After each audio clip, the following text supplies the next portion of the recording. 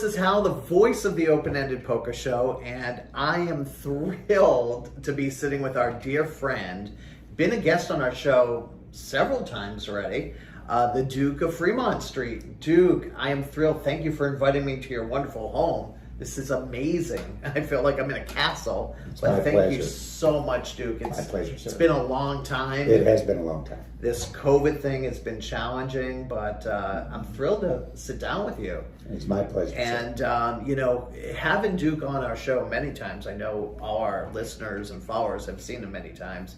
We're going to change it up. We're going to play Interview the Interviewer. So Duke is going to be asking us some questions regarding poker, the Open-Ended Poker Show, whatever he wants. The floor is his home. He can do whatever he wants. So the floor is yours, Duke. And look at this spread. This is amazing. Well, Hal, thank you very much. Thank you for coming to my home. Allow me to toast you to begin with. Thank you. To you, sir. Salute. Salute.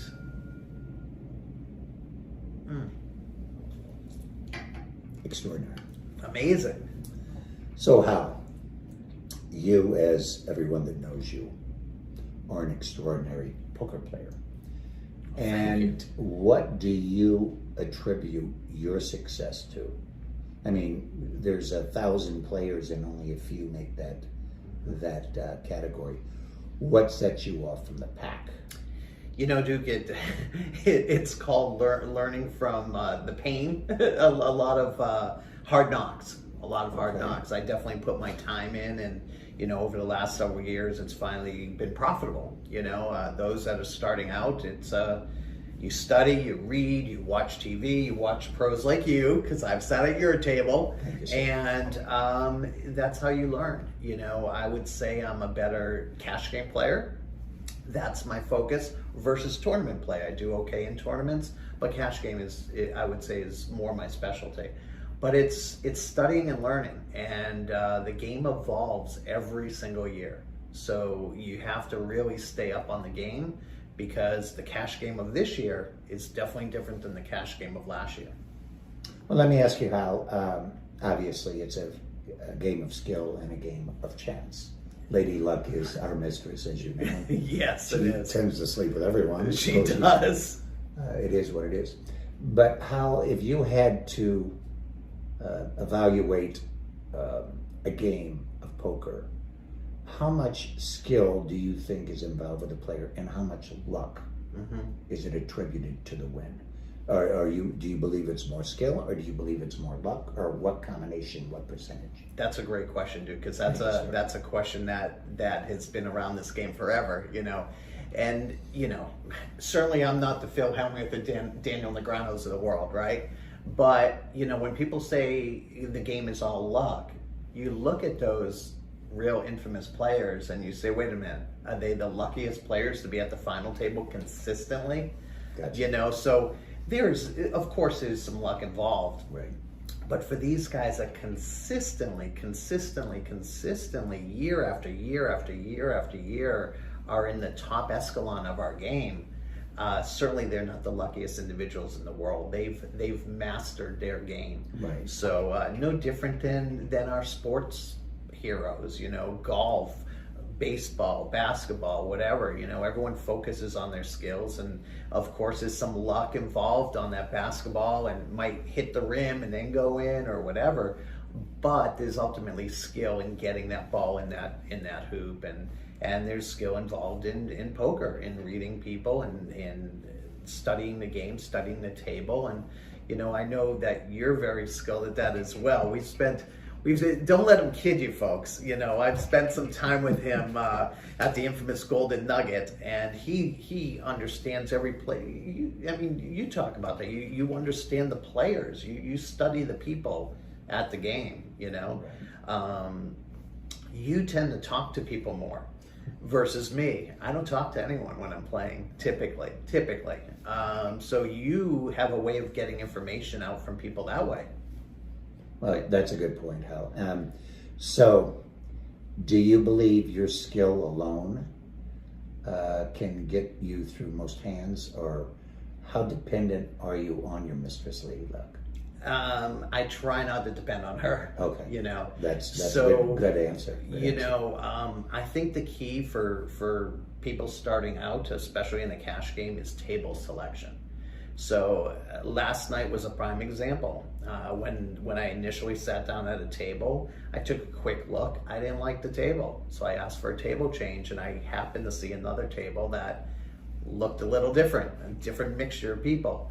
So I asked the floor to move to that table, and it certainly turned into a profitable night. So table selection is key, and understanding your players. So if you have the ability to change tables or to, you know, to look around and where you can use your skills, then you're going to be better off.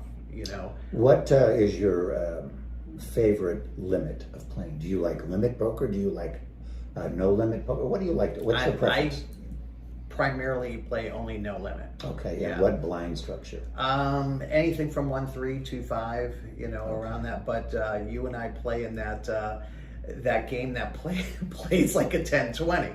You know, I don't get caught up in the blinds because that's where a lot of people judge people in different ways. Oh, you play a 5-10 game, or you play it's the same. Right. We both know it's the same game. Right.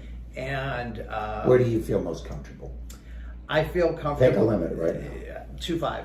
2-5. Okay. 2-5. And that's a pretty hefty game. Mm-hmm. You can make some major moves there. Sure. Let me ask you how, as a professional, you know that not every day is going to be a winning day. And I would assume you learned a long time ago, if you can't accept a loss, you shouldn't be in this. You don't belong even in this business. So with that being said, what loss limit do you give yourself when you say you take a Friday night or whenever you're going to play, and you walk in and you sit into a juicy game that you feel is going to be you can make a move? What do you usually buy in for? I try to limit myself to 3 buy-ins. Okay. So whatever the buy-in is, let's say you're playing a game where, again, not getting caught up in the limits. Let's say you're playing a game where it's a 300 max. Okay. I'll have a bankroll of $1,000. Okay. If you're playing in a 500 max, I'll have a bankroll of 15 to 2,000. Okay. You know, and go up from there. So I like to, you know, I know you like. I mean, typically you play a 1-2 with a minimum of 10,000 on the table. Yeah, I've seen it. You know, so that's your comfort level of play with that kind of money on the table. So if you're gonna, the difference is if you're gonna play often as I do, you have to definitely limit how much you're going to invest in the game every week. Right. You know, if you're a recreational player who's playing once a month or every couple months, it's a different, as you know, it's different. You can't sit with $10,000 every single game if you're going to play every single day. Exactly. So, you know, you kind of have to structure your funds based on what you feel comfortable with. So how, let's say you're having a bad night. Mm-hmm. I believe that one of the hardest decisions a poker player has to make, and this is where the skill comes in my opinion, is when to exit. Know when to fold them. Precisely. So at what point do you say, it's not going to happen, it's not my night, they're outplaying me tonight, Lady Luck is on? At what point do you say you buy in for 300? Right. If you lose that 300, do you buy in for another 300, or do you call it a night? Or please? I'll typically do, like I said, up to 3 buy-ins. Okay. But So you're risking 900 at it. sure. Okay. But you and I both know there's nights where you just know inside that you don't belong playing there, and that happens to me. I think you and I had that conversation maybe 6 months ago. I talked to you that after playing so much, I don't play when I'm tired anymore. I used to play because I love playing the game, you know. So I used to play, of course. So This man enjoys poker more than anybody I know. Right. So I would play to 3, 4, 5 in the morning just because I can, let's say, and I enjoy the game. The last 2 nights here in Las Vegas, I've been up in my room by midnight. So because I've, in a good way, you know, I've played during the day, I made my money, Right. and I called it a night. I didn't have to stay out to 2, 3, 4 in the morning. At first I thought you got in by midnight because you've already went through your 3 buy-ins. No. Actually, the last 6 days have all been in the green. So You're phenomenal. They've all And been I'm in the not just green. saying this, I'm not schmaltzing for any reason. Hal is an extraordinary player. He has great discipline. He's a tough guy to read. Thank you. Heads up or full table, either one. As you know, Hal, I'm a cash player, so I don't know that much about the tournament circuit. However, I know you play tournaments also, and it seems like you hold your own. You cashed in the World Series this year. I did have a couple cashes at the series itself. 2019 was my best year. I had 4 cashes at the World Series. So, Goodness. But again, certainly not in that upper echelon by any means. You know, cash games and tournament play, as you know, are 2 different games. Absolutely 2 different games.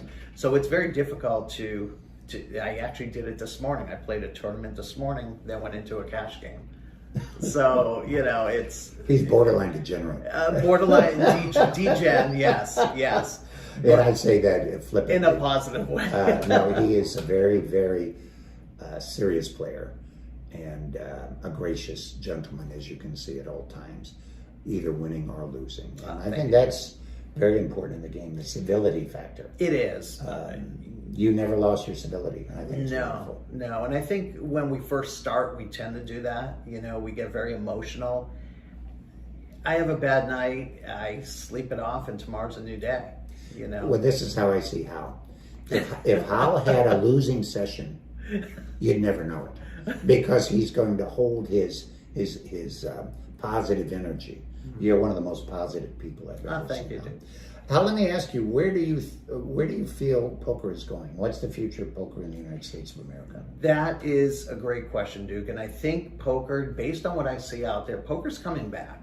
Good. You know, I think they're starting to make some decisions in the casinos to influence poker again. Okay. But then right when I think it's coming back, they close a couple more rooms here in Vegas.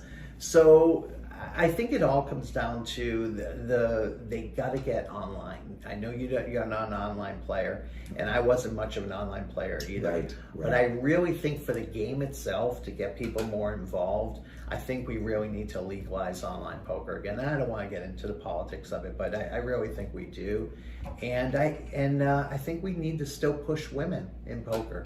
I'm a big proponent of getting more women involved in poker. Right. And, you know, I've always supported that through the years. And, Yes, absolutely. And, charities, you and I both do a lot of charities. Yes. So we got to get that image back of poker's a good thing. We're not all degens. God, you've hosted many charity events that I've been to. So we've given hundreds and hundreds of thousands of dollars through the years to different charities that poker was able to generate. Correct. So poker, I love it. Yes, I do. And, you know, I eat, sleep, and breathe it. And, you know, I think we just have to continue to give a positive influence in the game, you know. And I'm getting old now, you know. I'm almost getting ready to, you know, ride the horse into the sunset. So I want the younger players to evolve. I mean, you're a gentleman at the poker table always. Thank you. And I think we have to create that image. And you are what we see. You're always dressed like that every time I see you at the poker table. And no offense to some of the people that might dress a little different at the poker table, but I think we got to build up class again into the game. And poker, you know, it's the old James Bond days. You know, poker is fun. It's classy. There's a lot of money involved, and it can be a good thing. And I don't think we want to degen the game, so to speak. Well put, sir. So Hal, what are you going to be doing within the next few days? Are you going to play? You're going to be in Vegas a few more days? No, I'm actually here on business. Okay. So I thought poker was in business. Yeah, well, you know, other business, I do have some real business that needs to be done in town as well. So yes, sir. Tomorrow is Monday, so that's a school night. So I won't be, and that's where the discipline comes in. Yes. So you know, I won't be playing poker during the work week, and primarily I play every weekend is pretty much my thing. I don't think I've missed a weekend in a long time, but I do play every single weekend. Well, I want you to know how as you're well aware, you're always welcome in my village. Thank you, dude. And you're always welcome in my home. Thank you. And I extend that invitation for always. You know? Thank you. This gentleman I consider such a trusted friend. And I mean, otherwise, why would I put him in my books? We are in 3 comic books Yes. together, folks. Hal is in all 3 issues of the comic. In fact, that's Hal right there. That is I did go through different books. There's Hal. Here's Also Hal. known as Hal Goldstein. Yes, Mr. Goldstein. And we have a lot of fun with it. We do. And every time I see you, it's a lot of fun. But you've been a great guest on our show, and, Thank you, and sir. I wanted to thank you for this kind of intimate interview, so to speak. And this was great. So I think we're going to wrap it up. But Well, we've got to I'm finish sure by- we'll do another toast. We have to say the very best to all of you out there in Viewerland. I think the world of you and hope to see you, especially after the plague's over. I'll be up running the poker rooms just like I did. Absolutely. So do it. Thank you, Duke. Well, folks, I wish everyone a very happy new year, happy holidays, and we'll be back. This is Hal signing off from the Open-Ended Poker Show. Salute.